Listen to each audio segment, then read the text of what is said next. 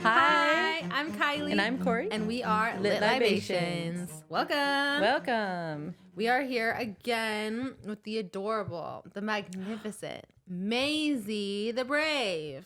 Oh, I call her Lazy Maisie. Oh, she lifted her head. Oh, honey. Do you have something to say? Oh.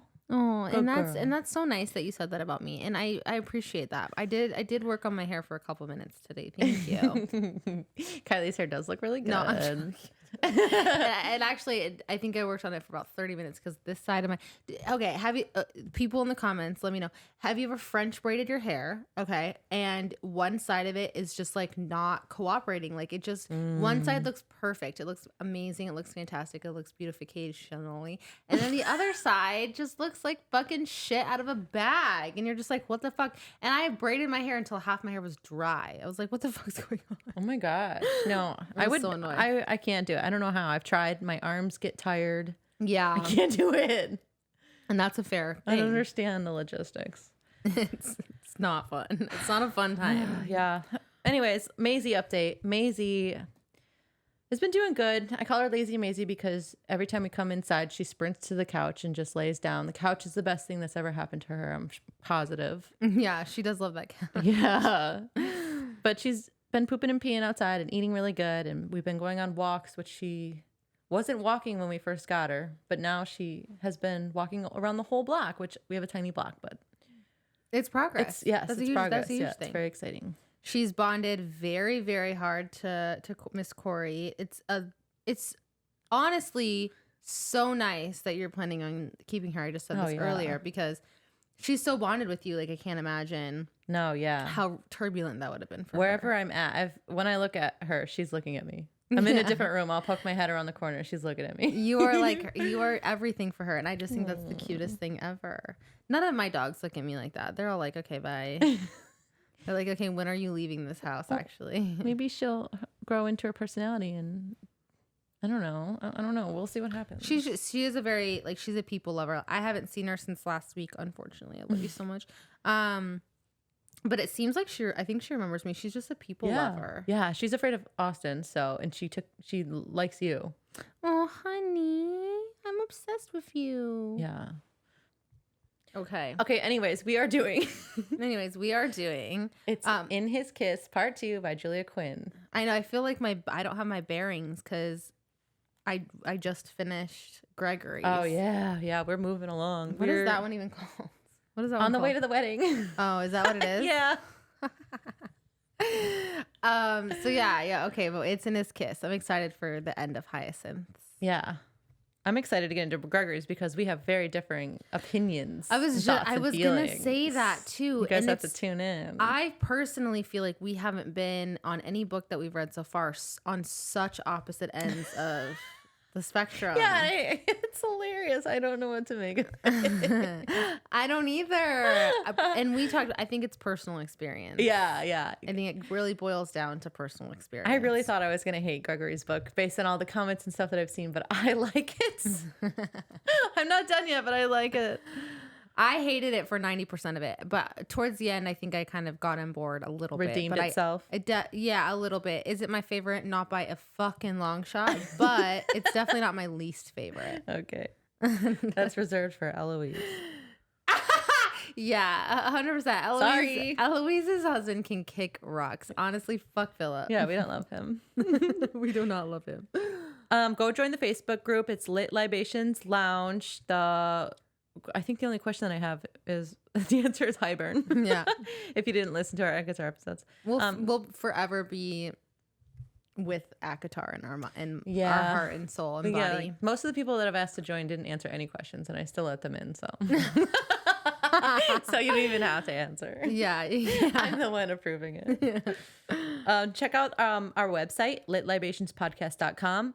If you haven't listened to Francesca's story, go listen to those episodes because they're really funny. Part 2 is especially funny. Yeah. It's so funny. And I also have a shout out. Yay! Oh my God, I'm so excited for this. I'm so excited for this. Okay, I'm just going to read her email. Okay. A little bit of it. So it's from Yara. Hi, Yara. Hi, Yara.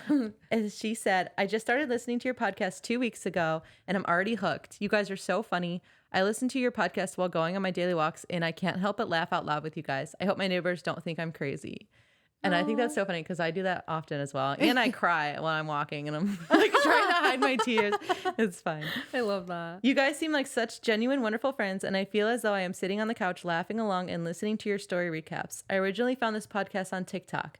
I enjoyed seeing the short clips and just had to follow your podcast to hear more. I'm so glad I did. I caught up with all your episodes and can't wait for the next one. You guys have easily become my favorite part of the week. I actually wish you could post twice a week just so I can hear more of you. Oh my gosh. All to say, I'm a big fan and love hearing your insights and conversations with another.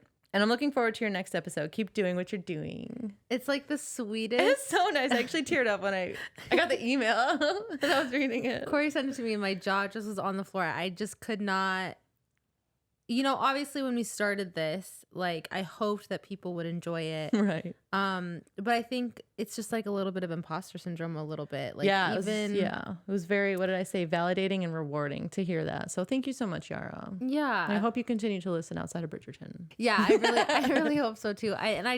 We appreciate it. Everyone who's following along, and it just was such a sweet comment. It really just made my whole week, I feel like. Yeah, it was really nice. Oh, amazing. So thank you. What are we drinking today? Okay, we are drinking a lemon martini. Lemon drop martini. A lemon drop martini. That's what it is. And you know, here's the thing. I feel like for me, I liked this because it makes me feel like it's Hyacinth a little bit. Yeah. Because Hyacinth is a little bit, I don't want to say bitter. It's not bitter. It's bold. It's a bold flavor. Yeah. But also with a little bit of sweet because her heart is always in the right place. Yeah, it is. Even in Gregory's book. Yeah, 100%. And she annoyed me a little towards the end. But anyway. I was going to say I hated it, but that's not what I meant to say. I don't know what you're talking about. Oh, yeah. Okay, anyways. Not Gregory's turn. Yeah. And yeah, I just made me feel like this is a bit of Hyacinth for sure. Like I think she'd love a lemon drop martini. So I was like, let's do this, motherfucker. It's so good. Yeah, I like it too. It makes me sometimes we make these drinks, I feel like, should I be a mixologist? But I know for a fact I shouldn't because I'd make the drinks far too strong. Yeah, she always does an extra pour after you're done measuring precisely. I know. Your eyes get so wide. I'm just like, you know what? Just you're gonna like it. Just, and it is always good. It's always good. Never complain. Just a little bit extra vodka isn't gonna kill anyone, okay? Well. Oh, it's so good. It is so good though. All right, are we ready to leave? Yeah, I'm ready. Okay. Do you remember where we left off? No. I think I had to look it up as well. So Hyacinth and Gareth were on that walk at Hyde Park and they were confronted by Lord St. Clair. Oh, okay, yeah. And he was like, Hyacinth, like, you're such a nice girl. What are you doing with Gareth? He was just saying the dumbest shit. Yeah, okay. He was like, I know something you don't know. Kind of stuff, remember? Yes, that's right. Okay. Okay. I thought there's been so many times. Okay, sorry. I thought we were at a different interaction with Lord Sinclair. Because there was like he'll just come out of the shadows and be like, I'm menacing. It's like, this man, can you get away? Can you, for the love of God? Every time they're afraid to run into somebody, they run into him. Yeah, it's like, you don't deserve a walk, Lord Sinclair. Stay the fuck home. Like, why are you walking so much? Actually, no one likes you. Okay. Okay, chapter 12. It's 20 minutes later, and Gareth thinks his day has been ruined from this encounter with the Baron. And he hated how interactions with him sent him right back to the age of 15. He wished he felt nothing. Instead, he gets angry. They had walked home in silence, and Gareth apologizes to Hyacinth for the scene in the park. And she's like, it's whatever. I don't care that much. And she asks him, will you come in? And he says, no, I better not. And then she says, I'd like you to come in. Oh. And he's like, oh, yeah. And he can't refuse. He's like, okay, that was so direct. I'm going to come in. Yeah. Hyacinth waits for Gareth to sit down before completely shutting the door to the drawing room, leaving them alone. He thinks about how scandalous that is and what could happen if they were caught like that. She tells Gareth she used to think that the only thing that would have made her life better was a father. Whatever imperfections she had in her life, a father would fix it. Then she says it's better to have no father at all than to have one such as yours. And I'm so sorry. And Gareth is taken aback. Hyacinth had everything, at least everything he thought he ever wanted, and somehow she understood. And she tells him, quote, I know that it's often rather hard to love me. And here is where Gareth realized that some things came in a flash. There was some things one simply knew without being able to explain. He thinks it would be rather easy to love Hyacinth Bridgerton. She continues to prattle on about how difficult she is, and he asks her to be quiet. And he says, do me a favor, don't say a word. And she does. She doesn't say a word, and he kissed her. Oh. This is their second kiss. The last time they kissed, he had been angry, and at that time, all she was to him was a piece of forbidden fruit, the one girl his father thought that he couldn't have. But he's determined to make up for that kiss and do it right and make this their first kiss. It's quite a long kiss, and at one point, he pulls her against the rising evidence of his desire. You know, They all do that. They all do that. They're like, feel my hard dick, please. I need you to know. I need you to feel Check it. this out. Isn't it big? It's like, no, actually, no, I'm joking. Oh my gosh, no, they've all been pretty. Yeah, I really need to like. I know we did this for Akatar, but I'd really like to guess all of the men's dick sizes. Like, it doesn't feel genuinely. good because it's like not because Akatar is so fantasy. Avatar is so These are just fantasy, like, and they are like described as just like foot long type. Yeah, it's ridiculous. Shit. Anyways, Okay, fine. We don't have to guess. not right now. Maybe I'm at the gonna end of Gregory's, maybe. Okay. Maybe. I'm down for that. Okay. I'm down for that. I'll have a chart. Okay. I'll create a Do it. PowerPoint. Oh my god, that'd be so funny. Gregory does think how crazy it is that they're kissing in her mother's drawing room and they could be caught at any moment, and by Gregory, no less. That would be scary. But he couldn't stop, and he asks, "Do you like this?" as he kissed her ear, and then he moves on to second base and asks if she likes that, and she said yes. And he realizes that she would be good in bed. Thank goodness, he's very satisfied with that knowledge. And he thinks, why not marry her? Why not? Like, truly, why not? Wait, what am I doing? Why not? Yeah, she seems great. Yeah. It seems that everyone around them wanted them to be together, and her family was about as subtle as a sledgehammer when it came to the matter. It won't be long now before he ruins her anyway. That's what he said. Oh my god. He can picture all the people around them, her family, his grandmother, his father. Quote, he could marry Hyacinth, which was shaping up in his mind to be an extremely pleasant endeavor, and at the same time completely show up the Baron. It would kill him, absolutely kill him. That's not good. That's great. No, it's not good. It's we a don't like great that. reason for marriage. He pulls away from her quite abruptly and says he has to go. He has a few things he needs to do. Hyacinth tries to ask what, where, when, but he just says, you'll find out. And he says, until next time, Miss Bridgerton, bye. He leaves. Oh my. 1 hour later, Gareth is in the foyer of Bridgerton House. And they very formal with the names. They say Lord Bridgerton, which just is Anthony. Yeah. So they are very formal the whole time, but I change it up to their first name because he'll be Anthony to me. Yeah, 100%. We know him on a first name basis. Yeah, we're very close. Yeah, we're basically family. Yeah. Practically. So Lord Bridgerton's butler leads Gareth to see him. Anthony is graying around the temples. He's getting old. At this point, what? He's got to be he's at least 39. He's probably close to 40. Yeah. Because when he married, it's got to be at least I don't know. He's probably 39, 40 because it's like 10 years later than I can't remember exactly the date, but it's got to be at least 10 years later than he got married Daphne's at the very least, but Antony's was only a year later. Yeah, that was like 1813 and this is like 1825. Oh yeah, so he's got to be in his 40s. Oh then. my gosh. Okay. Yeah, good for him. He made it. He made it. Way past 20. Was it 39? Yeah, it was 39. Good for him. Or 38 or one of the two, I don't know. Despite his appearance, he's just as intimidating as he's ever been. Gareth says, I imagine you know why I'm here. And Anthony asks him to state his intentions clearly, please, like for all of us. For the love of God. Yeah. So Gareth says, I would like to marry Hyacinth. And then this part is funny. It's so funny. Anthony exhaled. Well, it was more of a sigh, a huge, tired, heartfelt sigh that made the man positively deflate right in front of Gareth. And Anthony is saying, thank you, Lord, to himself. He's like, thank you, Lord. No, he's looking up. And then he slams his hands on the desk and says, oh, she'll have you. She will definitely have you. Then he says he needs to drink and offers Gareth a drink as well. The good stuff. The stuff that he has to hide from his brothers. Yeah. Then he hands him a glass and says, welcome to the family. They're going to be brothers after all. And Gareth hasn't gotten a word in. Otherwise, he's like, well, I just wanted. And Anthony cuts him off and says, this is a wonderful day. 4 sisters. Now they're all off my hands. I'm done. He looks like he wants to dance, and he's like, I'm free. God. And he's like, don't you have daughters? Yeah, yeah. He's like, that'll be several years from now. Yeah, and it's only one. He's Oh, like, I is only have to it? marry off one. Yeah. Anthony says he'll stand by his increased dowry, et cetera, and hopes that that's not the reason he wants to marry her. And Gareth is like, no, of course not. He is not himself. He is giddy. He says he never thought this day would come. She's had offers, of course, but none he was willing to entertain.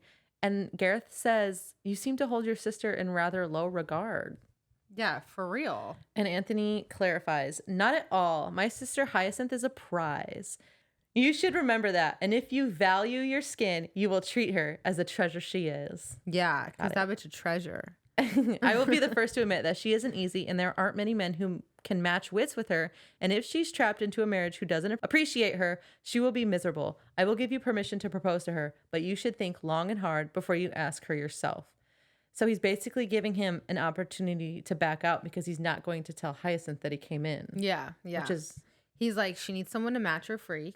Yeah, as we said last episode. And if you can do that, do it. Go tell her. Yeah. But if not, don't tell her. Then we'll never fuck speak off. of it again. Yeah. Gareth wonders if Hyacinth didn't get married earlier because Anthony scared all of her suitors off. That's what we were all thinking. Nah. You know, no, she knows what she's doing. She's crazy a little bit. Yeah. Which I love her, but she's a little crazy. But Gareth can see how much Anthony loves his sister. Then he says that he loved his brother. And besides his grandmother, he was the only person he had in this world. Then Anthony asks, so you do not intend to mend this rift with your father? And Gareth confirms, like, nope, I do not. And then Anthony says, if you marry my sister, you will have all of us, for better or for worse. Aww. But then he says, you might wish that Hyacinth was an only child with a small, teeny tiny family. And Gareth says, I would not wish that on anyone. It's so sad. He's going to get a big family. It's fine. Anthony asks if his father will make trouble for Hyacinth, and Gareth says that he might. And he realizes that he has to marry her, and as soon as possible. He was going to have to make it impossible for her to back out, even if his father came forward with proof of Gareth's parentage. How is he going to do this, you may ask? He's going to have to compromise her as soon as possible. ASAP. This is the road of least resistance. I hate it. I do I too. can't even lie. Like, It doesn't feel good. It feels horrible. It's the intention behind it. Like, he probably obviously does want to fuck her, and like that's so nice, I guess. And he wants to make love to her. Let's be honest. Yeah. But the problem is like the intentions are not there, and that's like his whole the theme of why he needs therapy is because all of his reasonings are so bad, twisted. Yeah, it's like. But he was worried because he would lose all this awesome stuff that he's so close to having if they found out the truth about his parentage, and he didn't like being backed into a corner. And then he said, but this would be a pure pleasure. Sure. I think my issue with it, right, is like, and he doesn't know this, but like, and this is why I think I'm such an open book, because here's the thing. If people don't, the Bridgerton family would take him on regardless, because if Hyacinth would take him on, which she would, knowing this, then the Bridgerton family would. They're not a stuck-up family. Yeah, and she tells him as much later. Yeah, sure. Yes, exactly. But this is why it's like, you don't want to trick someone into marriage, because it's like if they wouldn't have taken you anyways, and they don't deserve you. Yeah, that would suck. Do you know what I mean? Yeah. Like if Hyacinth would have said, fuck you, you're a bastard, like she doesn't deserve you, my guy. So you don't need to trick anybody to the altar. Right. Which is actually, just now I'm thinking about it, is a direct contradiction to the conversation that him and Hyacinth had earlier when she said that all men needed to be tricked to the altar. Do you remember that? I remember something about that. Yeah. Yeah. She said that? She was like, yeah, all men need to be tricked to the altar whether they know it or not. And now he's tricking her. And now he's tricking her. To tables the are turning. Tables turned. Turned tables. Just like Adele said. Turning tables. Anyways, let's move on. I can't ever move on from that. Chapter 13. So 1 hour later, Hyacinth is again reading to Lady Danbury. And as a joke, I guess, Hyacinth hid Lady Danbury's cane. And they bicker about that for a little bit. They have really good banter once again. I love them so much. Lady D says she's been spending too much time with her grandson, and Hyacinth blushes, and they talk about it for 2 pages. Why are you blushing? I'm not blushing. Are your cheeks pink? I don't know. I can't see my cheeks. Hyacinth tries to find her place again in the book, but all she could think about was Gareth with his rakish eyes and perfect lips, is what she's thinking. She even imagines him with a dimple, even though she's pretty sure he doesn't have a dimple, and she's just picturing a character from the book. I think that's so funny. I love that. She can't stop thinking about that wonderful kiss. And Lady Danbury tells her that you are not yourself this afternoon, Miss Bridgerton, not at all. In the book that they're reading, Priscilla and the Mad Baron, or whatever it's called, the main character... Mrs. Butterworth. Priscilla Butterworth. Sure, it is Priscilla, isn't it? Yeah. We're both right. The main character is getting, I guess Priscilla is getting a talk from her mother, and she's giving advice on love, and she says, I will give you one piece of advice. If you want to know if a gentleman loves you, there is only one true way to be sure. It's in his kiss. It's all there in his kiss. Oh my God. I quoted that for the first half. I know, it's so embarrassing. That's so embarrassing. That wasn't in the first half. It wasn't in the first half. I did realize that once I read it in the second half. Damn it. Now you have to have a different one. That is so embarrassing. Oh my God. I'm going to die. It's so funny. Anyway, I don't know how that oversight happened. Lady D asks, why? I would think it'd be in his actions or his deeds, but okay. She didn't ask anything anyways. And Hyacinth is whispering to herself, it's in his kiss. It's in his kiss. Yeah. Gareth appears, of course, as he always does, but he is requesting an audience this time with Miss Bridgerton instead of just barging in. What? When he comes in, Lady Danbury says, anything that you have to say in front of Hyacinth, you can say in front of me. Hyacinth thinks something is wrong because they had only seen each other like 2 hours before. And by the way, they had only just met 2 weeks prior to this on a Tuesday. Everything important happens on a Tuesday. But do you know what? What? Well, he didn't need something crazy to know he loved her. What? He just knew. Do you know what I mean? Okay, so who didn't?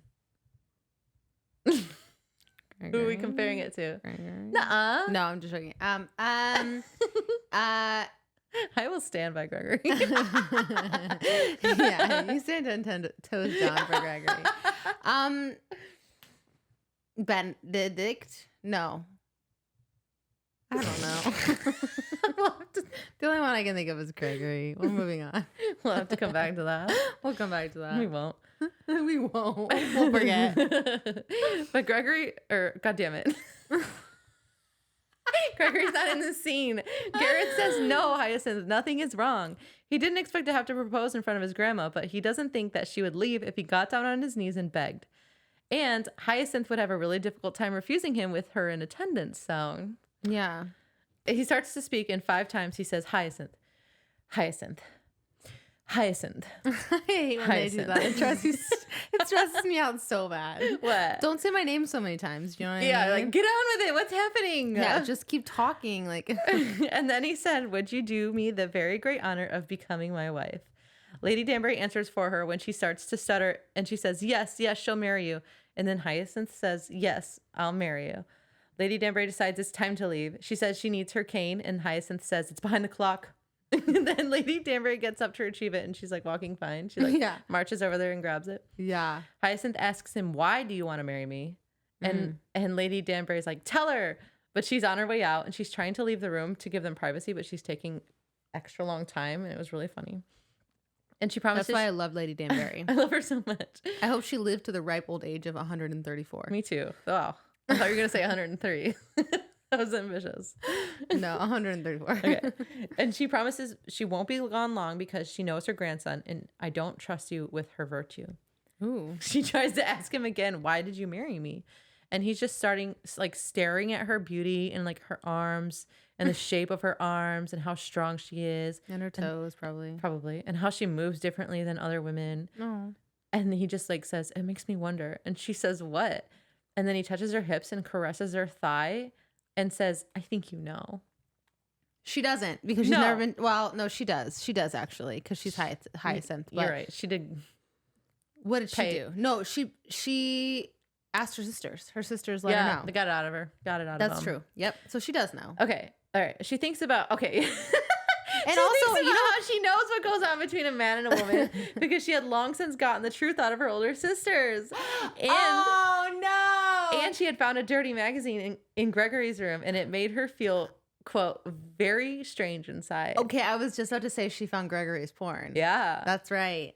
So she's Good for bisexual. What? I said, so she's bisexual. Do you know what? She might Aren't we be. all? Aren't we all? And okay, so things are getting kind of heated and steamy, and she's thinking about what it would be like if Gareth was touching her and caressing her like in the magazine. And then Gareth says he has to leave before his grandmother attempts to spy on them from across the room or like even through the window or something, because she would find a way. And in another building across the yeah, with binoculars. square. Yeah. With one of those telescoping lenses. Could you? That would be crazy. The way that Gareth crosses the room reminds Hyacinth of a lion, and he always had been like that, only now he was hers to tame. I love that. I thought it was silly. Tame that lion. Get it. Gareth leaves, promising to call upon her tomorrow, and Lady Danbury comes in 30 seconds later and asks Hyacinth, what did he say? And she lied and said he couldn't not marry me. That's what he said. That's what she said Gareth said. And that's what she wanted to hear. Because he didn't fucking say anything. He didn't. He just wanted to touch her. Yeah. It's a bummer. Lady Danbury is so happy, and Hyacinth says, you're a romantic. And she said, always. Always. Which is so sweet. Oh my gosh, sorry. I'm gonna be quiet. Oh, These have a lot of alcohol. I know, and you're already on like 1 1/4. Yeah. Okay, I'll put it on. You can drink. You can drink.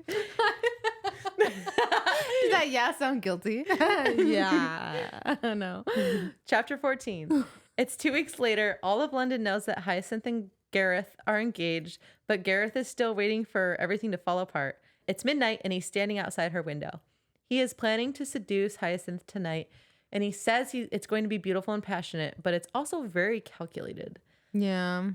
Quote, he had a few vague pangs about the degree to which he was plotting her downfall, but these were quickly dismissed. It wasn't as if he was going to ruin her and leave her to the wolves. He was planning on marrying the girl for heaven's sakes. Like he was trying to convince himself that this is a fine thing. Like, yeah. It's going to be fine. It's not a great. When in reality, Julia Quinn's just trying to convince us, I think. I don't know.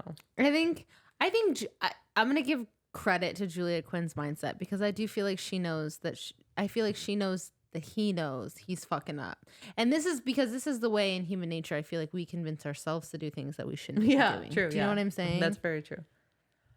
And he knows that once they sleep together, she'll never allow herself to pull out of her betrothal. They made plans to continue the jewel heist, but he's hoping that once he sexes her up, she won't want to go. He had to make sure that she couldn't back out. He had to make their agreement permanent. Sorry. He would show her just what a kiss could be. Hyacinth was at the Mottram ball, but she left early with a fake headache. She excitedly heads back home to change so she could meet Gareth on time to go do this jewel heist because she's so excited and it's so thrilling and it's so fun and she wants to do the jewel heist. Please. But when she goes into her room, Gareth is lounging on her bed. And she's like, wow, what the fuck? How did you get in? And he's like, scaled the wall. And she's like, what? You scaled the wall? Wow, that's so fucking cool. It is really hot. I can't even lie. How tall is the wall? No one's ever scaled a wall for me. Has anyone ever scaled a wall for you? Maybe a fence, but not a wall. I need to higher my standards. Seriously, what? I don't know. No one scaled shit for me. Oh my God. If anything, I've scaled things. Don't I have? Oh, no. I would never. I don't even go into the woods to get the volleyball when it goes over the fence. God. No, I don't. Fuck that. I don't either. The woods is not my place for me. No. Anyways, Gareth tells her he misses her and asked if she enjoyed herself. At the ball. Oh. And she said no. She was too anxious about the jewels. She starts to ask him what he wants. Like, what are you doing here? What do you want? And he's like, oh yeah, I want very much. And he grabs her butt and kisses her neck. And he's laying it on really thick. And he says, I think about you every night. I wish you were lying in bed beside me. I think about doing this, and pulls her against his erection by her butt. I think about doing this, and he undoes the buttons on the back of her gown. I think about doing this, and he sweeps her into his arms and lays her on the bed. And Hyacinth says, what are you doing? And then he showers her with compliments. You're so pretty. You're so beautiful. I thought you'd be perfect. I just didn't realize that you'd be better than perfect. Because Hyacinth is Hyacinth. She says, that doesn't make any sense. You can't make something better than perfect. It's not proper English. Yeah, what the fuck? But that doesn't slow him down. He says, perfection is absolute, is it not?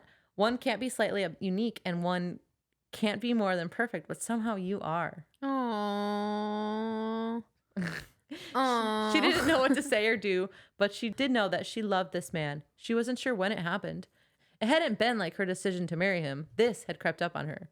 Then she asked him to kiss her. So he kisses her. Oh my God, this is so long. They have sex. Chapter 20. No, I'm just kidding. They do have sex, though. That is what happens. He moves down to her breasts. She likes that she wants what's happening, but she's terrified. She doesn't know what to do. And he says, it's all right. I do. Let me show you. And he asks if she can be quiet, and she nods yes. And he says, I don't believe you. But he tells her, okay, but the only words I'll allow from your mouth are, oh, Gareth, and yes, Gareth. Or more, Gareth. And then she says, what about more, Gareth? Yes. And then I'm like, oh, you don't know what you're doing, Hyacinth? Okay. Yeah, you know exactly what you're doing, because that turned me on. Yeah, that was a good line. Ugh. Oh, that was a good line. That was so good. She was nervous, but she knew that it would be all right. Maybe he'd done this before, maybe 100 times with women more beautiful than her, but it doesn't matter. He was her first, and she was his last. Aww. She starts to touch him, exploring his body. He takes his pants off. She gets nervous at the size of his D, is what I said. And she says, don't worry. Don't worry, baby. He starts rubbing her C. Her C, her clit. I just replaced it with letters. And says, okay, he starts rubbing her clit. And she's like, what are you doing? And he says, I'm making love to you. It wasn't an I love you, but it was close. He enters her slowly and talks her through it. He tells her to relax like many times. And she's like, I'm trying. Gareth thinks that even now, during what has to be one of the most startling and strange experiences of her life, she was still herself. Yeah. He goes slow enough that she is enjoying it and does his best not to hurt her, and even gets her off by touching her clit. Good. Good for you. I mean, to be fair, all the women have gotten off during their sexual escapades. Yeah, but not using the clit. yeah, which is Just the G spot. yeah, which is it's just different. It's just different for everyone, you know. Yeah. According to him, he should receive a medal for the restraint he's exercised. Because he wanted to just go hard. He just wanted to sheath himself to the hilt. Yeah, but he was like, That's my favorite. She needs to enjoy it. God damn it. Sheath himself to the hilt. Yeah, I don't hate that phrase. When they're basking in the after sex glow, she's like, oh shit, we got to get going. We're gonna be late. The ball is going to be out soon. And he's like, are you fucking kidding me? You still want to go? Aren't virgins supposed to be sore and stuff? Did I do it wrong? Yeah. She says she has better shoes on this time in case they have to run. He relents and he heads for the window to leave. And she's like, do you want to go with me out the front door, or are you just going to go out the window? Yeah. And he's like, oh yeah, I'll go with you. He had his foot on the windowsill. Yeah, he's about to go out the window. Oh, that was funny. Oh my God. Okay. I'm excited. Chapter 15. Hyacinth and Gareth are inside St. Clair Library. Hyacinth is excited to be there. Gareth is not. Because he just wanted to sleep after having sex. He was so tired. They are both searching the stacks, trying to get a feel for what they should be searching for. They know it's supposed to be something involving water and science. Gareth finds Miss Davenport and the Dark Marquis. And this is part of the Miss Butterworth series-ish. It's not a series. I think it's just like they're all the same author. Oh, that yeah, makes sense. The same author. Yeah, I don't know if it's a series. Maybe it's a series. Maybe. She decides to keep the book to read to Lady Danbury. Because she's like, she'll love this. Yeah, there's another one, yeah. Because there was a third one too, and I didn't write the title down, but there was another one that was like Mrs. Shankworth and the dark, okay. and the Dark the alley. soldiering, like soldier or something like that. And the soldiering soldier. Sorry, He's soldiers. I'm not very good at titles. This is why I can't write a book. Hyacinth notes how the books seem to be in order except for one or two books in each section that don't belong. And Gareth tells her that when he was younger, he moved the books as a prank to vex his father. He's like, oops, that was my fault. Yeah, he's like, sorry about that. I actually moved them around. And he never noticed. Yeah. Okay. Unfortunately, it was too understated of a prank because the Baron didn't even notice. That's one of the next line. It was like Winston from New Girl. Have you ever seen that? Yeah, where his pranks were either too big or too small. Yeah. This one was too small. This one was far too small. Because his like stepfather, his legal guardian, doesn't even read. They continue their search, and Hyacinth notes a couple of shelves with only Italian books. It would seem this is the section they were looking for. So Hyacinth looks over the books and finds one that is titled exactly what was written in the clue. Oh. And I don't have that written down because I don't okay. read Italian either. Yeah. They search the book by shaking it upside down by the spine and find another clue. It like drops down to the floor. It was a clue written in a language neither of them could understand or even really knew what language it was. Yeah, that's crazy. So Hyacinth suggests asking Colin to identify the language because he travels a lot, and Gareth agrees. Yeah, like Colin will know. Colin will know. Yeah, because he's been to Cyprus. At this point. And Scotland. And Italy. Who knows? That's all. At this point, there was nothing else to be done, and so they decide to leave and head back. They creep across the house and jump out of the window that they came in through. At this point in the night, people would be heading home from the Mottram ball, so they had to be extra careful getting home. They are sneaking through the alleyway when Gareth goes to poke his head out of the alleyway to check to see if the street's clear. You know. Like that. And yeah. And he runs into his father. Dun, dun, dun. Luckily, Hyacinth is still hiding in the alley where the Baron cannot see her. Gareth quickly gets himself together to speak to his father so he does not give anything away. As usual, they are going back and forth, trying to annoy one another. The Baron mentions Hyacinth and notes how she wasn't at the ball. And Gareth's like, she was at the ball. I don't know what you're talking about. No, she was there. She told me. He's like, but she left early. He asks how, that's what the Baron said. Oh, yeah. He asked how he managed to get Hyacinth to say yes to his proposal and asked if he seduced her, so she wasn't able to say no. This makes Gareth enraged, and he threatens to kill the Baron. But wasn't that like exactly the truth almost? Yeah. So he's just mad that he caught that was the truth. Yeah, he's got mad that his father read him to filth. Yeah. Exactly. Lord St. Clair then says he knew Gareth would ask Hyacinth to marry him. He told him that Gareth was predictable. He had told Gareth that he couldn't win her, and look what he did. During this entire conversation, he is also alluding to there being a secret that Gareth hasn't shared with Hyacinth. It's almost as if he knows that she's there listening. Gareth tried to deny. That's how it felt to me. I don't know if you felt that way. It wasn't like said in the book, right? But that's how I felt. Okay. Did you feel that way? I don't remember. Okay, I'm gonna say no. Okay. I'm going to say no, not That's say fair. it. You know what? Maybe I'm totally off base with that. I just felt like I was like, oh, this is kind of weird. I don't know. Like, who knows? You know. He could have. Gareth tried to deny that his proposal had anything to do with his father, but Lord St. Clair is not buying it. He tells him, everything you do is because of me. Haven't you figured that out by now? And then, just to drop one more bomb, he says that Garrett needs to clear to Garrett. I hate his name. It's so annoying, actually. He says that Gareth needs to clear up the proposal with Mary Winthrop since they are still technically engaged before he marries Hyacinth because they had like a contract. Yeah. So, you know. It's like when you have a girlfriend in the kindergarten and you never break up. Yeah. Don't we all have one of those? A girlfriend in kindergarten. Said girlfriend. I never dated in kindergarten, so I can't relate. I am drunk now. I am. Confirmed. It's confirmed.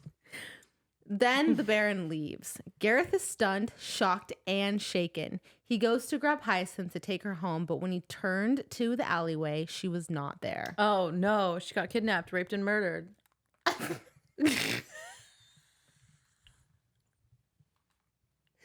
Oh, let's hope not. That's what Gareth is thinking, I think. That's what he's worried about. Gareth is just like so fucking mad that Hyacinth is not there. You need to drink more, Okay. I think. I'm trying. I'm doing good. Okay. I'm going to make a section that it's just going to be called peer pressured, and it's going to be all the times I've told you to keep drinking. Just clip it together. I feel too drunk, and I need you to match my freak. Okay? Somebody gonna Match my freak. You go low, I go high. had to look over at you. I didn't know what you were doing. I'm sweating. Okay, ready? Wait, 1, 2, 3. Okay, sorry. I didn't know I was involved. Where are I didn't know you? I was involved. We're supposed to be harmonizing. Okay. You go high, I go low. Okay. 3, 2, 1. Is somebody gonna match my freak? That was That's good. all I got. That was good. Chapter 16. Chapter 16. Gareth was stressed out, in all caps, because where the fuck was Hyacinth? Mm-hmm. Was she taken by someone? Did she run away? Mm-hmm.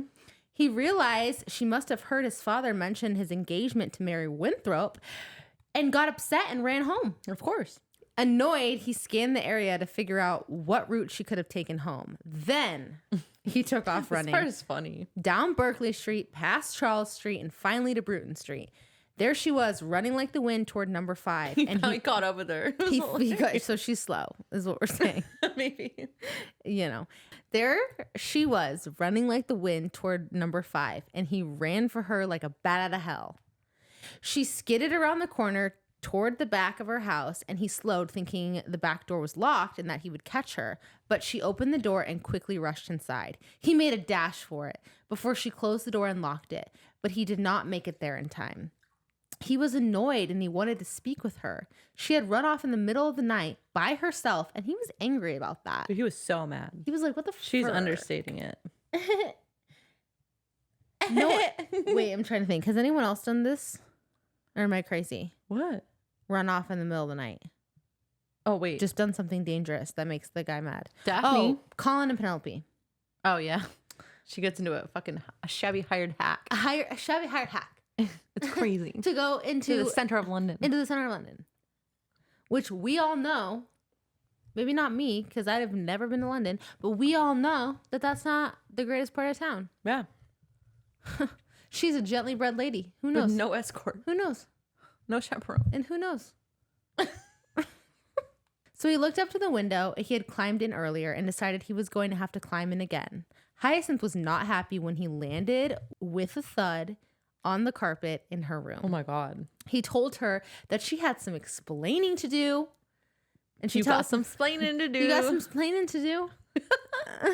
And she tells him to get the hell out of her house. He asks if she plans to cry off. By the way, cry off means end the engagement. I'm assuming context clues.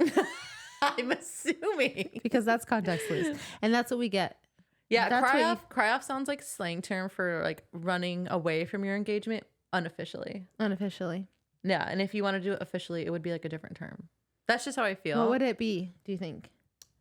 Ending Officially. the engagement. I don't know.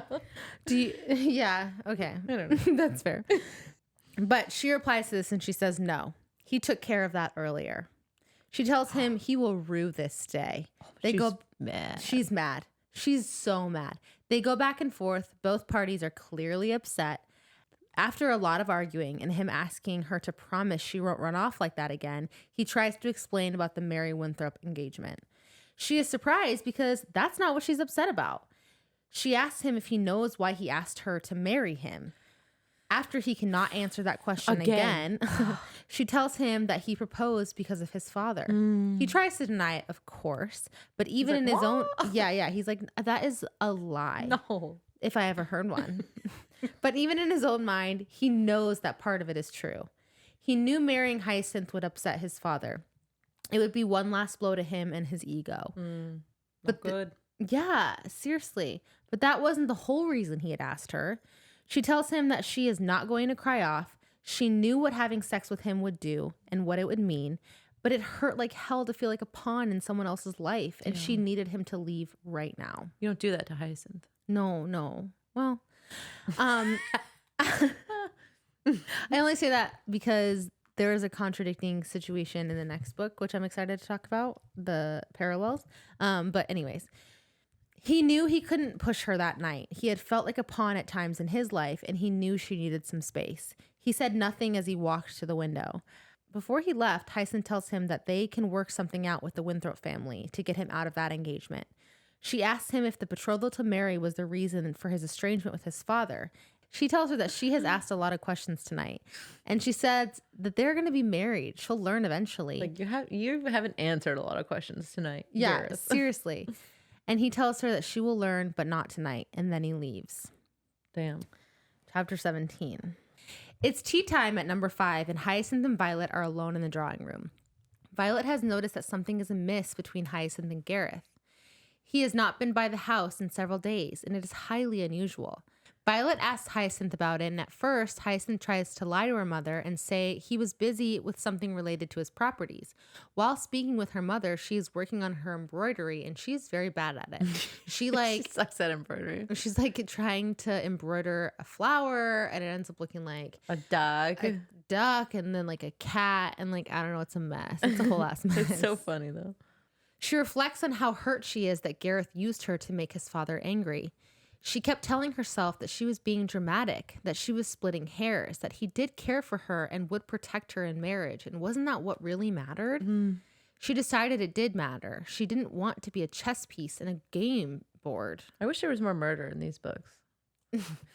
Just take out these people. Just murder them. So fair, I suppose. Continue. She decided it did matter. She didn't want to be a chess piece in a game board, especially in a game that she didn't even understand. Violet tells her that having a spat with your partner is nothing to be ashamed of. Hyacinth falls for this trick of wordage and tells her that she's not ashamed. Red flag. No. Red alert. Red alert. Sound the alarm. Oh, you told on yourself. Yeah. Tattletale.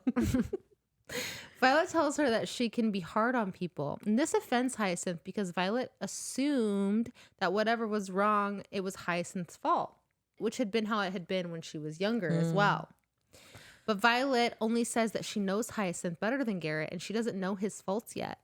When Hyacinth is close to tears, Violet asks if she'd like to cry off. I've never heard this term before until this book. Hyacinth realizes that technically she couldn't because she slept with him, but even if she hadn't, she would still stay because she, drum roll please, loved him. Oh, wait, is this when she realized it? I think so. Oh. She told her mother that she didn't wish to cry off, and her mother tells her, no, that's not when she realized it. She realized it before she Okay, slept wait, with I him. just looked up cry off. Sorry. It's informal and it's British and it means go back on a promise or fail to keep an arrangement. Oh. So it is informal. I love that. She loved him. Yes, she told her mother that she didn't wish to cry off. Her mother tells her that she needs to help him with whatever his troubles are.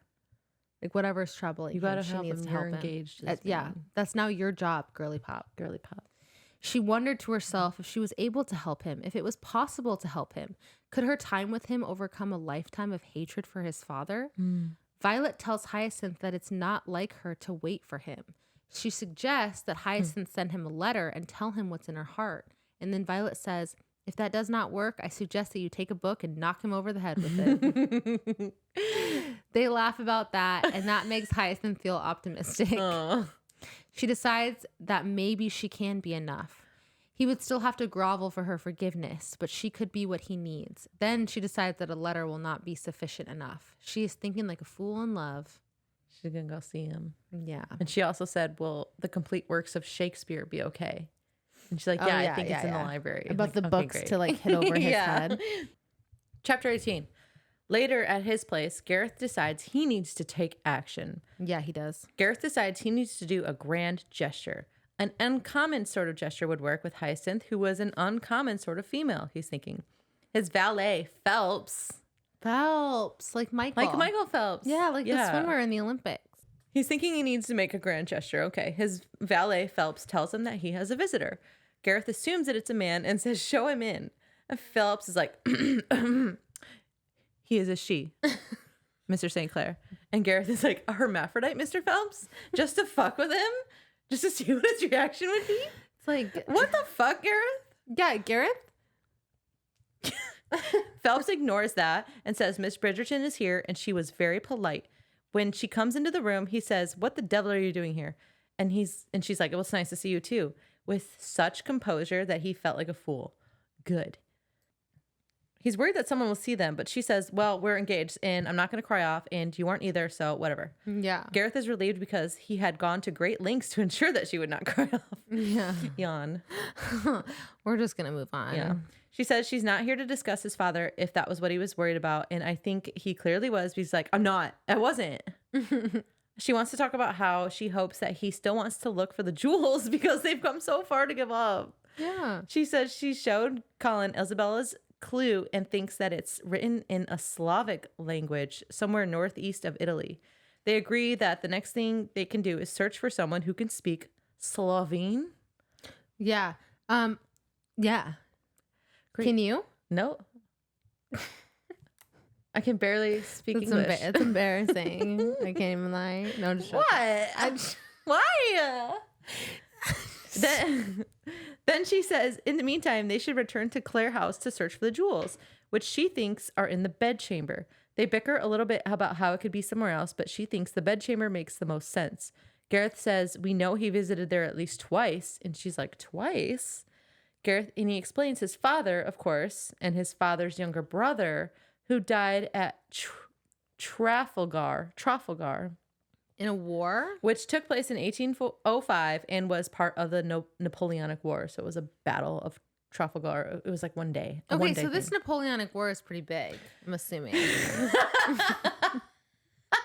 Was that a stupid thing to say? I don't know. I actually am not really good with history in general. American history, like, I wish I should be probably, but like this was an American history. Exactly. I'm not good at American history.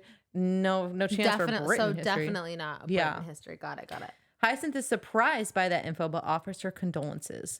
There's a little bit of stalling conversation, and then Hyacinth is like, well, fuck all this. I need to know why you asked to marry me. Yeah. I thought you said you didn't come here to discuss my father, he said. And she's like, I lied. And they both knew it. He thinks about it. She was so many things that he wanted. She knew her place in the world. She knew where she belonged. She knew who she belonged with, and he wanted the same. It was true that it had crossed his mind that it would be the ultimate win in this never-ending game with his father, but that wasn't why he'd done it. He did it because he loved her. When on earth did that happen? He was in love with Hyacinth Bridgerton. I feel like every single character in this whole series realizes it like that. Yeah, like something's distressing. Yeah, like what the fuck? Like when they're arguing. Yeah. Like, oh my God, I love him or her. But it's like whatever, him or her. Oh my God, I love him or her. Love them. He's silent this whole time. He's silent this whole time. So Hyacinth says she's going to go because this is the third time that this has happened. But he says, no, please stop. He decides he's going to tell her about his birth because he can't trick her into marriage. And he does. He says, the Baron is not my father. I don't know who my father is, and I expect I never will. Her reaction is relief. She wasn't particularly excited about her children having his bloodline. His blood, yeah. The title is nice. It's handy to have, but he's remarkably bad-tempered, wouldn't you think? Yeah, seriously. Hyacinth says, well, I guess we're going to have to keep it a secret. Who else knows? And he says, just the Baron and himself as far as he's aware. She said maybe Isabella might know more in the diary. Gareth says, she wasn't my grandmother. She loved me. I don't know why she did, but she wasn't my grandmother. And he confirms, you don't want to end the engagement then? She's like, no. Like, what the fuck? Why would I? Like, this I told is like you. not a big deal. Told you I wouldn't cry off. This is the least. The least big thing. The list. Mm-hmm. Insert big word here. Just insert a word at this Insert point. any word here. Well, and then he's like, well, your family might object. And she said, we're not so high in the instep as that, which I think is an interesting phrase. And then she explains about Sophie and Benedict and how they had to get around that. And she's like, and you're not illegitimate. Like, I don't see a problem. Like, she's like, really, it's not a problem.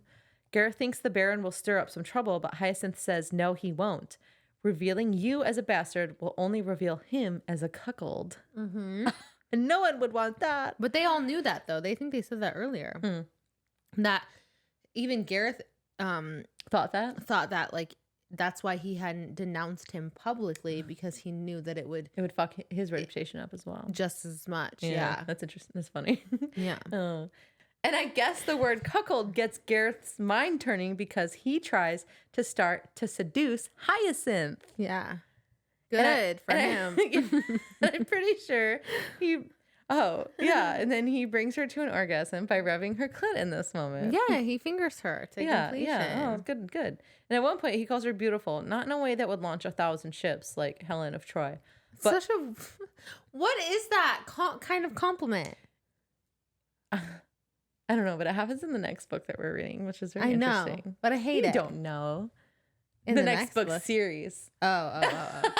I thought you meant Gregory. bad, yeah. Because that's how he kind of... Okay. Yeah. Anyways, it's not about Gregory. No, it's not. Okay, Continue.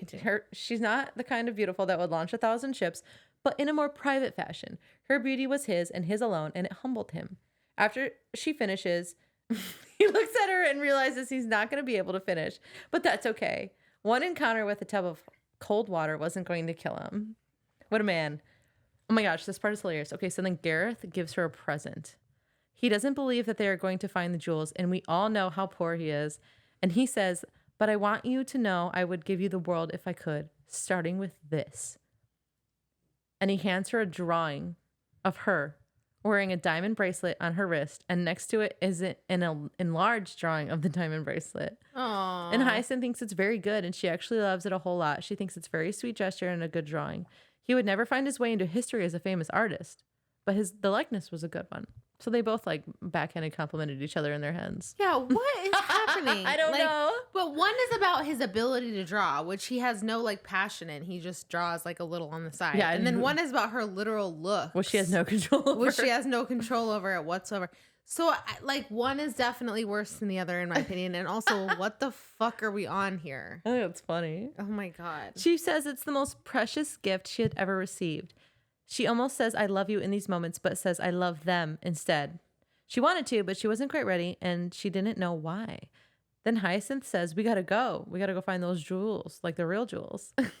I know they're not important. I just don't want your father to have them. Yeah.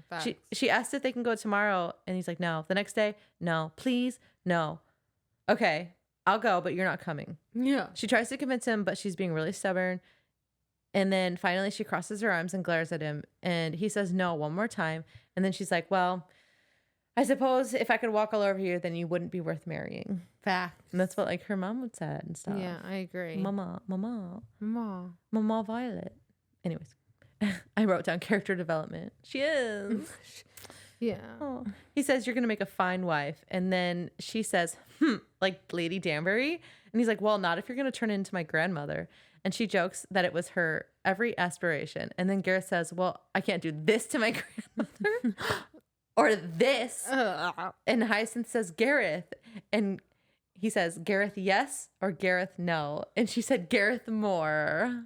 That was kind of cute. And even though it was like, they were also talking about Lady Danbury in the same breath. Yeah, it's super cute. Chapter 19. Vomit everywhere because it's so gross. Chapter 19. The following Tuesday, Hyacinth is again reading to Lady Danbury. She has a new book, which they're both excited about. Lady D says, I hope it's just as bad as the rest. And I shortened her name to Hi. And Hi says, you shouldn't call them bad. And Lady... and L. Dan says, I didn't say they weren't entertaining. You can't do this Shorten it up to L. Dan. This much. It's too much. Lady Danbury said... I didn't say they weren't entertaining, which is so important to note. Like, not every book is going to be, like, so good and so well written and, like... Yeah. But they're going to be entertaining, and that's important, and that's fine. So this is how... So Julia Quinn knows how we feel reading Bridgerton. Yeah. She's actually a really smart lady. Julia Quinn? Yeah. Yeah, I don't disagree. Yeah. Yeah, I feel like we've gone on such a journey. I feel like she books. knows like what she's writing. I feel like she's very self-aware. She's got to be. And So honestly, like self-aware. I'll be honest, like I've come full circle on Julia Quinn, and I honestly like feel like that's such an admirable quality, and I actually like look up to her kind of, because I feel like these books are like so top tier, even though they maybe have... There's a lot of controversial things and themes, and just like the way it's... And I feel like it was intentional. Like I do feel like it was intentional to hook readers, and I feel like it was a tactic. It's brilliant. And I genuinely am like in awe of it. Like, we read all 8 books. Yeah. And talks about it on a podcast. I'm impressed. Yeah. I am thoroughly impressed. I love this journey that we've been on. Because I hated them starting it off. Right. Not a good first book. And I'm glad that we're ending it soon, but also It's been quite a journey. It's been a journey that I've enjoyed being on. Oh, me too, for sure. As much as ACOTAR, no, but like okay, you don't have to like shit on it now. Anyways, let's keep going. They banter about the characters in the book that they're reading and the characters in the new book and what the book should be called. And then Hyacinth says, maybe we should write a book, because they're like going back and forth and like having such good ideas. Yeah. Lady D changes the subject and asks her how the translation of that diary is coming along. And she's like, Isabella was such a lovely woman. And Hyacinth is surprised that they knew each other, but of course they did. Isabella's son married Lady Danbury's daughter. Of course. Duh. Duh. She, like, took me forever to figure out as well. Seriously. Hyacinth wonders if Lady Danbury knows the truth about Gareth, and she has to talk herself out of asking her because it's not her business. Hyacinth thinks that she wasn't sure if they would ever learn the identity of Gareth's real father, but Isabella's diary was the best possible place to start the search. Then Lady Danbury asks Hyacinth to read from that instead of the other book because she wants to take a nap. And Italian is so lovely, so melodious, and smooth.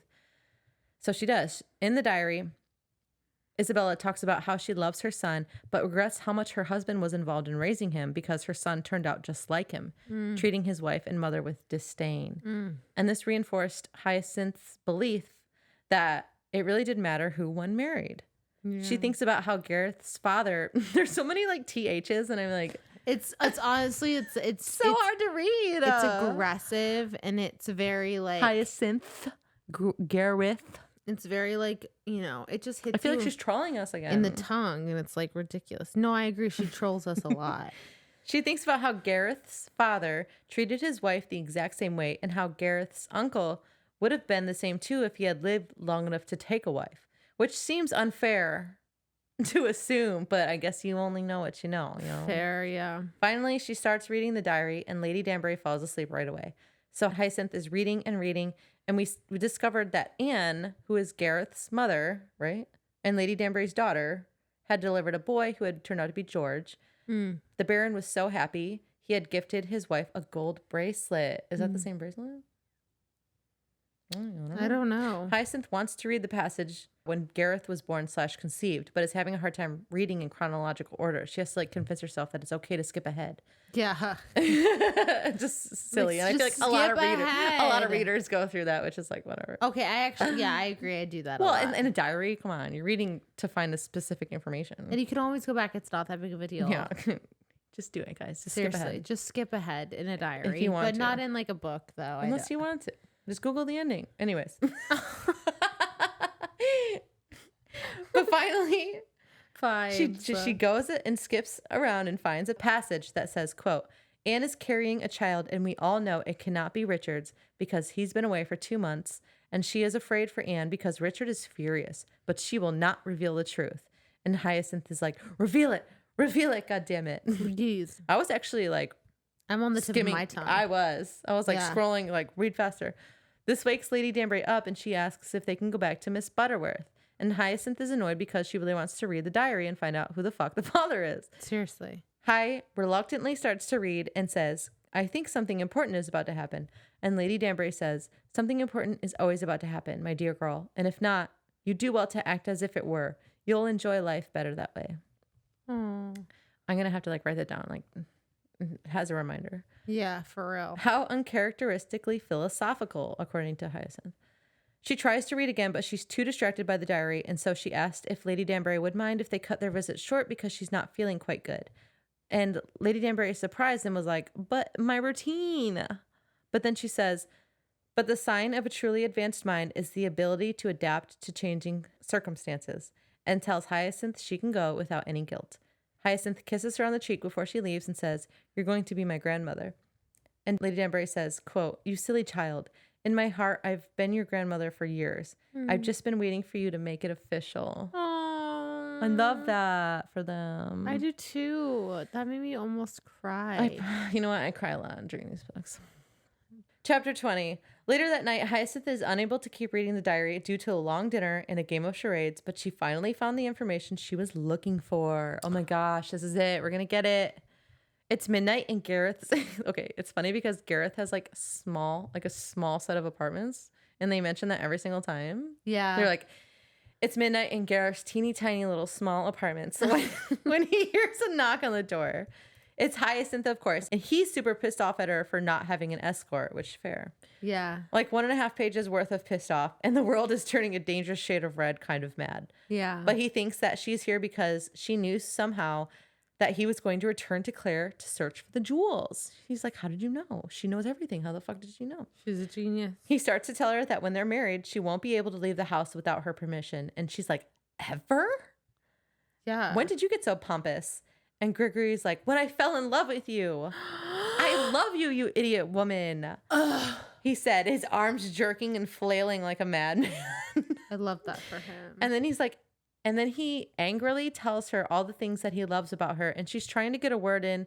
And every fucking second he's talking over her. And then finally she approaches him and says, you love me? And then she tells him she loves him with all her heart, with everything she is. And then he interrupts her with a kiss. He told her he loved her, but now he has to show her. And Hi says, okay, but I have something really important to tell you. And he's like, okay, what is it? God damn it. Fucking woman, what is it? Because she's been trying to like interrupt him this whole time. Seriously, just like shut up, Gareth. And she's finally able to tell Gareth, I know who your father is. 4 pages into this chapter, that's how long it takes to get here. Seriously, what the fuck? Like, this is important information. This is the entire book's worth of information. Just talk. Finally, she says, it was your father's brother. His uncle Edward. She had discovered it in Isabella's diary, of course. Isabella figured it out when he was born. He looked too much like a St. Clair to be a bastard.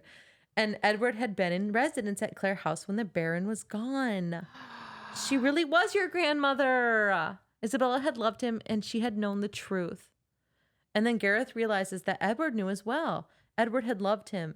Edward had taught him to ride, had given him a puppy at 7 years old. Oh. Edward, who knew the truth, would destroy the whole family. He doesn't know what to think about all this information, whether he should be angry or relieved. He really was a St. Clair.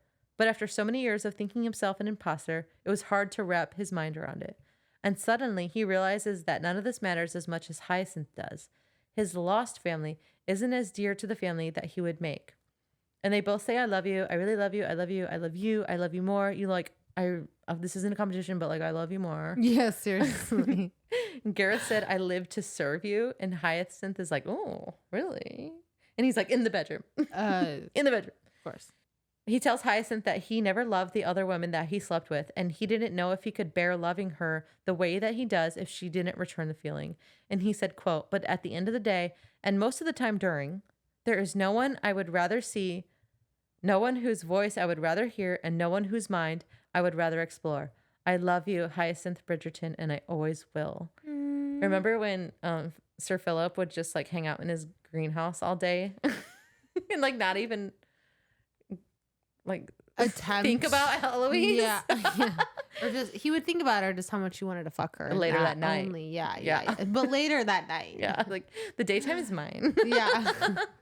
Not while he's working on his plants though. No, that's ridiculous. It's me time. That's far too much for him. That's far too much. Emotional intelligence and everything in between.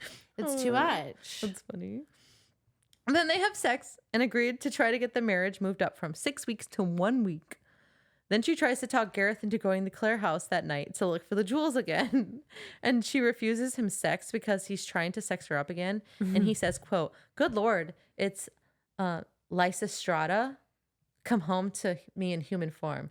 And Lysistrata is a Greek goddess, I think, or like from Greek mythology. And she convinced like the women and I don't know, wherever, that like to withhold sex from their men to like get things done.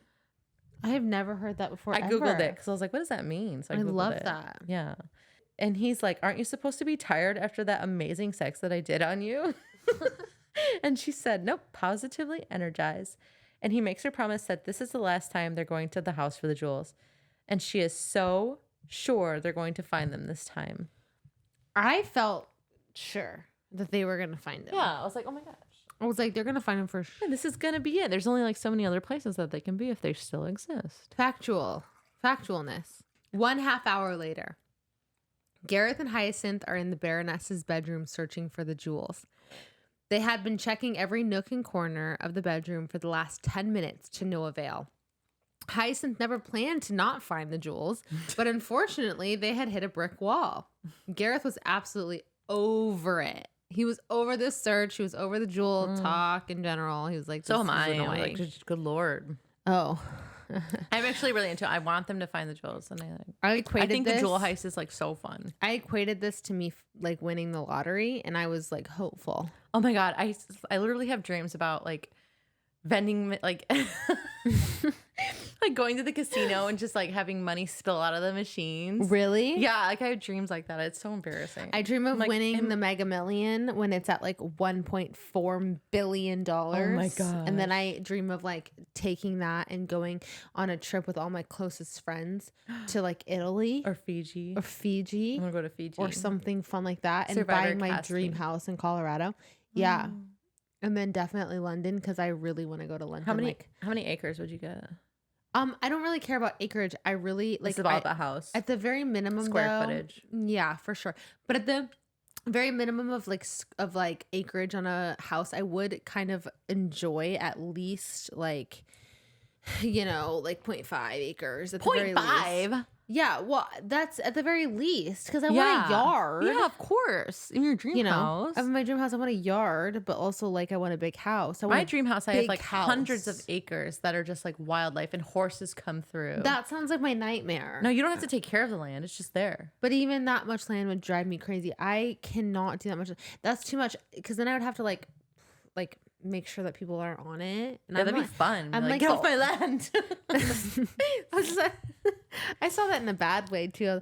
I'd be like the woman that's like, get off my lawn. You have like signs posted at your border. Oh, it's just too far. It's too much. Yeah, I can't. Cool. That's too many acreages. Anything that I have to mow that's more than like, I don't want a lot of land. I just want like a nice yard for my dogs, and like something that I could put up backyard, like where I have like a little playground for my kids, and that's it. And plants. And flowers and plants. I guess I could hire a gardener. Yeah, you would have, if you had that much. If it was your dream house, you'd have a landscaping business. Yeah. Doing everything for you. I suppose. Anyways. Okay. It's a rant. He knew that they had no shot of finding the jewels that night. Unfortunately, they didn't have time to continue the search, as Lord St. Clair would be arriving back home from his meeting at any minute. He was at like a dog racing meeting. A dog breeding meeting. Like, is there anything new in the dog breeding world that we need to know about? That they meet every Tuesday of once a month. Lord St. Clair is a very weird fucking man. I hate him. He's crazy. He can just die. He's so crazy. He's a wild man. Hyacinth agrees and says that she needs to get home anyway to pester her mother about moving up their wedding day. They creep through the house and back to the window that they used to get into the house, and then they climbed out. As they're about to make their way home, they ran right into the Baron. Oh, shoot. I thought it was going to be like Gregory. Did you? Kidding. Because you read the book. Yeah. I just can't stop thinking about Gregory. Just kidding. Gregory is just in my mind right now. It's not about him. I know. I had to finish it because I was like, I needed to know. I tried. Gareth and Hyacinth both froze. The Baron started to try and taunt Gareth in the way that he normally does, but Gareth was honestly just so distracted by the fact that he knew that his father was not the like Lord St. Clair, but his uncle. Yeah. But his funkle. Suddenly, he realized he didn't have the urge to lash out at the Baron and taunt him back. He told the Baron that they were out for a stroll, and then took Hyacinth's hand and said that they'd be on their way. Hyacinth, however, didn't move. She couldn't believe that Gareth had not said anything back to the Baron.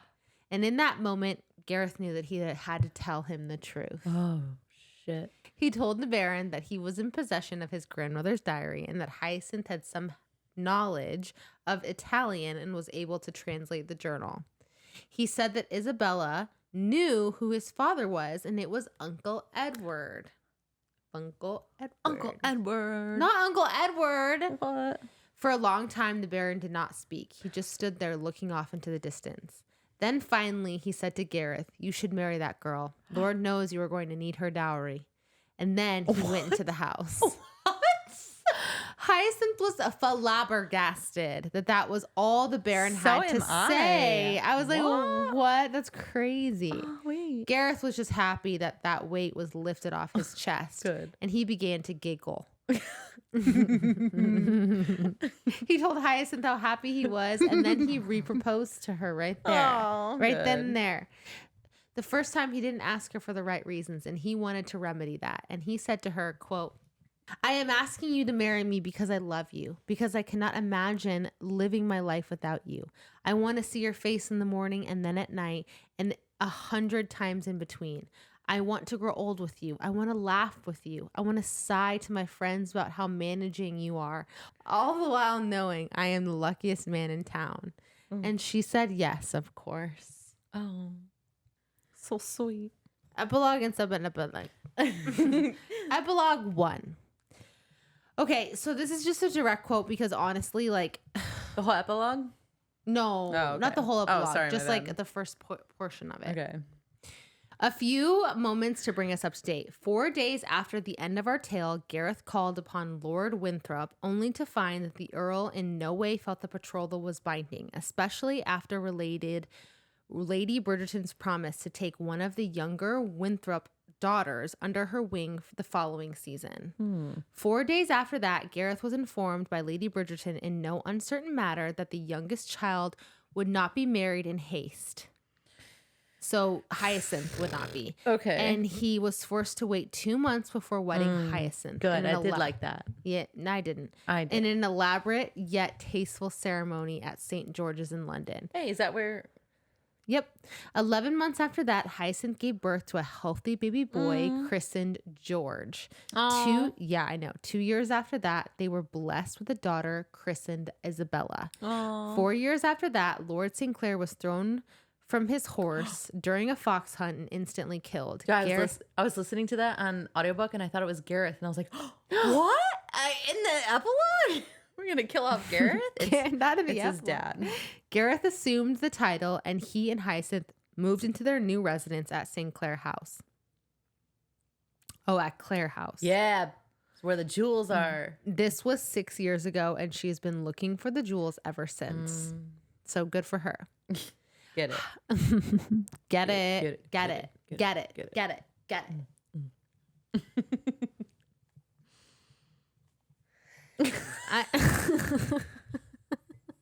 It went on for so much longer than I thought I was going to. I just don't have the mindset to like be in the moment. Just a second epilogue left. I'm not done. Oh, This is sorry. still the first epilogue. Sorry. Okay, so we're still in the first epilogue. Hyacinth is on the Baroness's wash floor room looking for the jewels. A wash floor is a bathroom. The last note they translated, it said, "Cleanliness is next to godliness, and the kingdom of heaven is rich indeed." Gareth is not at all confident that they will find the jewels. In fact, he thinks that they don't even exist. Their daughter Isabella is in the nursery room doing her lessons for learning Italian, and she needs Hyacinth to check her work. However, her parents are banging in the upstairs washroom. Isabella went to the nursery washroom after waiting some time for her mother, and when in the washroom, she noticed a crack on the floor in the tile. She picked and prodded and tried to pry the tile out where the crack was located, and once she was able to move the tile, she stuck her hand in the compartment behind the tile and found a bag of jewels. As she was assessing the jewels, her mother called out to her to check her work, and she decided to put the jewels back and place the tile where it had been. I was so annoyed reading this because I was like, seriously? But she found it? What are you annoyed about? Okay, so we talked about this, right? The second epilogues were written like way later. Right. So at this point, like, wait, are we in the second epilogue? This is the first epilogue that I'm reading. Okay. So at this point, so let's say like this is where the book would have ended. Yeah. Oh, okay. So when we're it done. initially came out. So Isabella finds the jewels, she hides them again, and we're done. Do you know how annoyed I would have been that, like, if I read this and I was like, Hyacinth never found them. Hyacinth There's never no found the conclusion. This is just so irritating to me. I was like, this is so annoying. I'm so upset. So now we're in epilogue 2. Okay. Hyacinth is at the dress shop with her daughter, cursing the houses of everyone who wished that she had a daughter just like her. Isabella was exactly a perfect mix of her mother and Eloise, in my opinion. She didn't have interest in getting married immediately. She's about 18 or 19 at this point, and she was highly intelligent and liked to vex her mother on a daily basis. She asked her mother if they could delay her debut into society so that she could travel, and Hyacinth was like, no, you need to get the fuck married immediately. Gareth is just as much in love with Hyacinth even after all these years of marriage. He even bought her a lacy little thing so they could have a fun night together. Shake those titties, shake those titties. Fun night together. Oh, also, he pulled the St. Clair house name out of debt. Yeah, good for him. They're like, it took a couple years, but he got there. And Hyacinth's dowry did help, but like it didn't go all the way. So like it was definitely he had to him. put some work in. Yeah, he had to put in the work. Whatever that means. Like, what the fuck did he do? Not a clue. I don't know. Not 1 ounce of a clue. Hyacinth returns from the dress shop and goes to Gareth to tell him how Isabella has annoyed her this time because she annoys her constantly. Yeah. And Gareth managed to turn her attentions to sexy time. As one does. And they do it. They do it. It's too hard. much. Like, I'm done. Hard. They do it hard and good and long. Good. With his dick. Yeah. Later, Hyacinth is searching for the jewels in her washroom again. And she managed to move the very heavy bathtub about an inch, so she could search under it. Gareth decides to help her and try and move the bathtub, but they fail to do so. They sit on the bathroom floor and talk about how Gareth can just buy her a diamond necklace. They're rich now. She tells him she loves him because he hasn't already bought her jewelry and planted it around the house as if they were Isabella's jewelry. Austin did that to me. Okay, quick story. We were on the beach looking for shark tooth, and I was like hyperfixating on finding a shark tooth on the beach. They are more dense than other things, so they rise up and sit on the sand. And so I was looking so hard, and everyone found like 2 or 3, and I was still the only one that hadn't found one. And he threw one. He found one and threw it in front of me as I was walking, and then I found it, and I was like, "Oh, I found one!" How did you find out? He probably told you. I was like, "You threw that." Like 5 seconds later, I'm like, "Did you throw that down?" That's a good man right there. I know, right? How fun is that? Isabella hears the whole conversation, by the way. And she had found the jewels, and they were currently in her desk drawer. Because remember, she found the jewels when she was 8. And then she went back when she was 10 to like grab the jewels and put them in her desk drawer. And they've been there the whole time. Yeah. She takes them out occasionally to put them on and pretend that. Play in the mirror. I don't know. She's rich. Owns them, I suppose. I don't know. But they're there. She had no idea her mother had been looking for them all these years. She didn't know. She pretends she owns them, which she does because she found them. Finders keepers law. Is that a law? I don't know. It probably is. It probably is. She goes and grabs the jewels and places them back where she found them all those years ago. And she's like, all I have to do now is wait. Aww. A year later, Hyacinth was again searching for the jewels, this time in the nursery washroom. Right before she was about to give up, she spotted a crack in the tiles. She took her tools and went to remove the tile, finding a velvet bag in a compartment behind the tile. She looked inside and she finally found the jewels. She yelled repeatedly that she did it. She did it. She did it. I did it. I did it. I did it. I did it. Gareth heard her and runs upstairs to where she is and sees the jewels. He smiles and said, "So you did."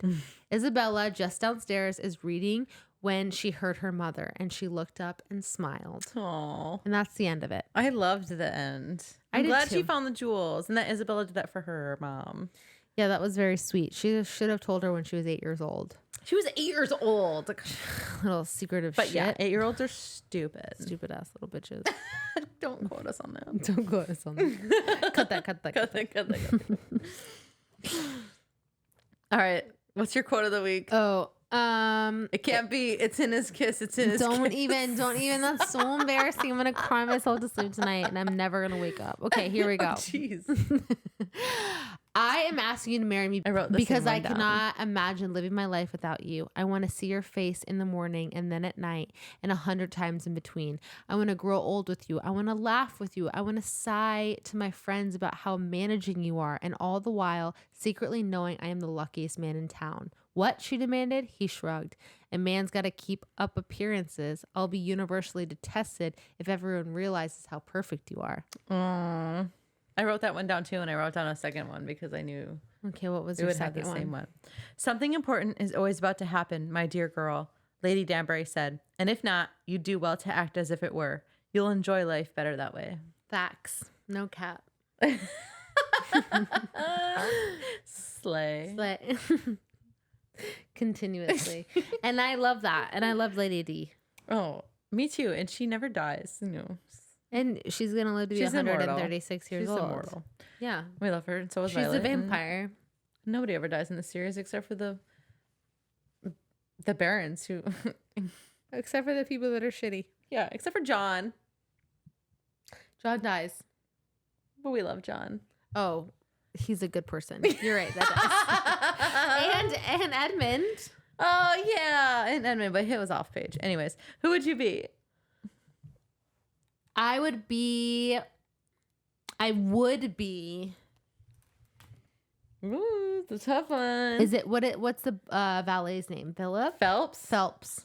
Michael You would Phelps. be Phelps? Yeah. Michael Phelps, not the Olympian, the valet. Yeah, because he was giving Butler energy, and Yeah, he was, and he didn't take any of Gareth's shit. No, I like the Phelps. fuck, Gareth? I like Phelps. Yeah, he was cool. So I'd be Phelps. I picked the maid that waxed Gareth's floor, so Hyacinth was forced to go Oh. through Gareth's bedroom to see because I his like apartment her. was in a square. I like her and a lot. she had too. like waxed the floors over in the like library or whatever, so she had to go through his bedroom. I just thought that was funny. constantly doing the. And she tough was like work. mad. Yeah. Yeah. Who would you want to be? Hyacinth, no doubt. No doubt. honey. I picked Anthony. Oh, He's free. he's free. He's no, free. I like that for Anthony, think but that was just a joke. Hyacinth was just like killing it. Dude, yeah, I with love her Hyacinth. sexual escapades. Who's your favorite character in the whole book? The whole book.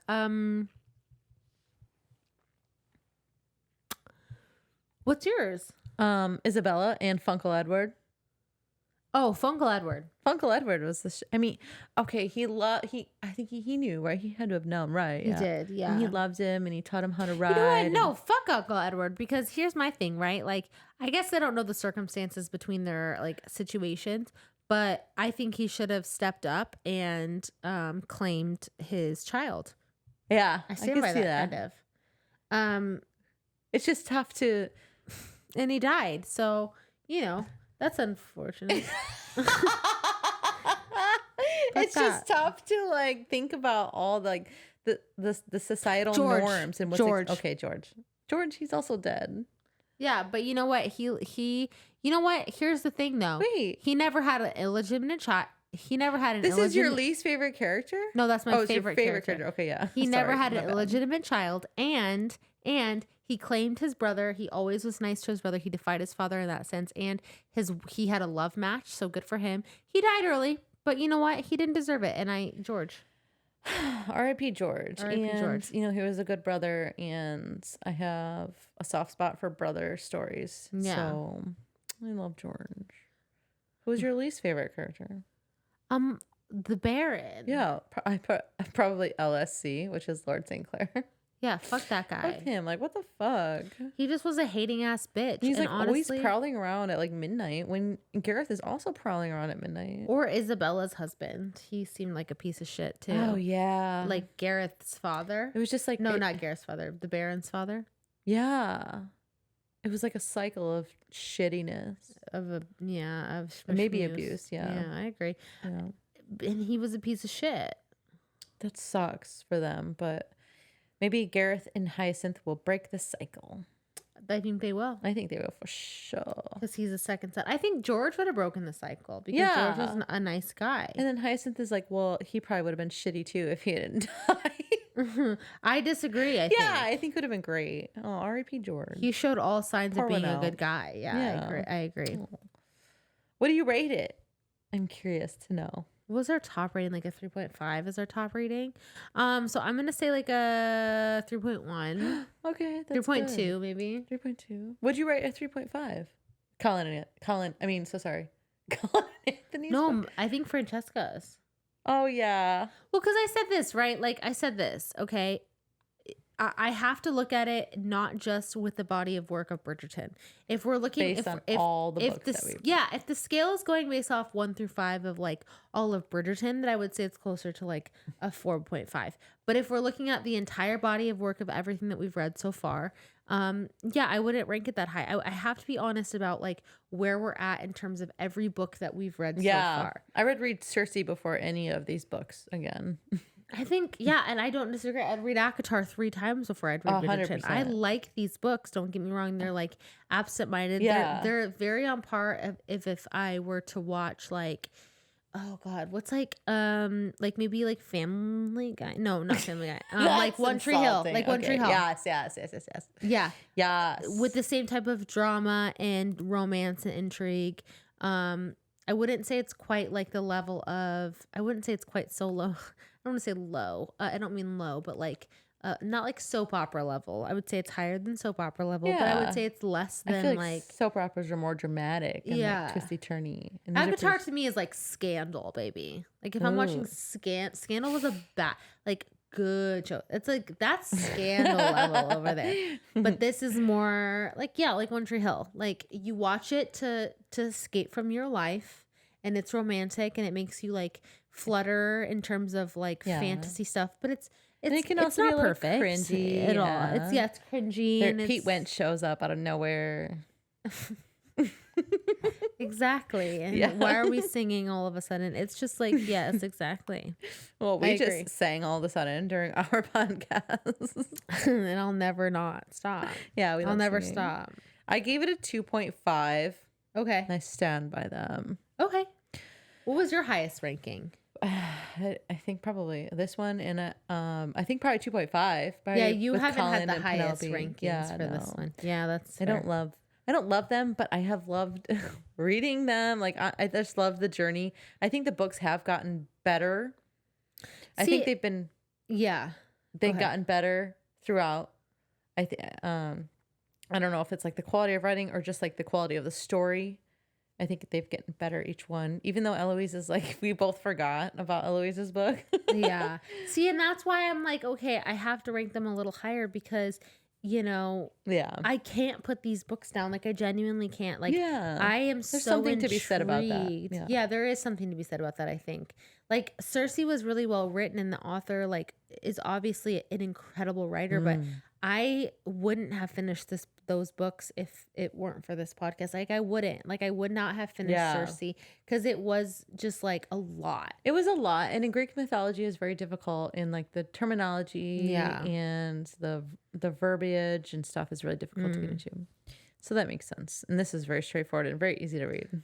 Yeah, but also intriguing. Yeah, and it's scrolling like what happens sometimes. I agree. Any final thoughts on It's in His Kiss?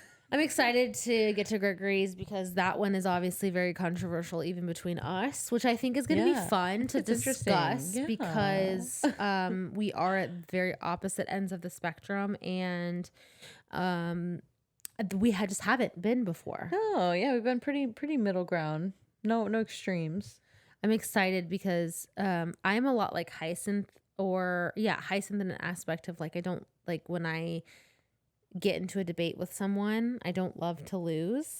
Yeah, I could totally see that, especially in the next book. I could see that. So it will be. I've been interested to see if like when we get into one of these positions where we are opposite, because What do you mean? I do have to temper myself because I don't like to lose an argument.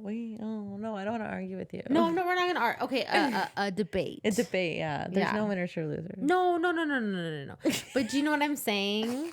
No, I need you to see my point. Like genuinely, I need you to see my point because it's serious. It's honestly serious. Okay, all right. No, I'm joking. Okay, That's a little tidbit, okay? Because because that's how I feel. She still needs to win, even just me understanding what the fuck you're saying. But here's the thing. This is literally how I very much relate to Hyacinth in that sense. Because remember that line where it was like, she said that she was like, if anyone were to debate me, I wouldn't use facts or logic. Like I'd win the and they debate. would still like, period. win. Yeah. You know, and that's how I feel. Like I won't stop talking until someone at least sees Relents. my point. Yeah. Like they don't have to agree with me exactly. They don't have to be like, oh yeah, I take your stance. But they at the very least have to understand where I'm mentally coming from. Yeah. Or I will not stop. Like, sit down, get a drink. We're not done here. Yeah.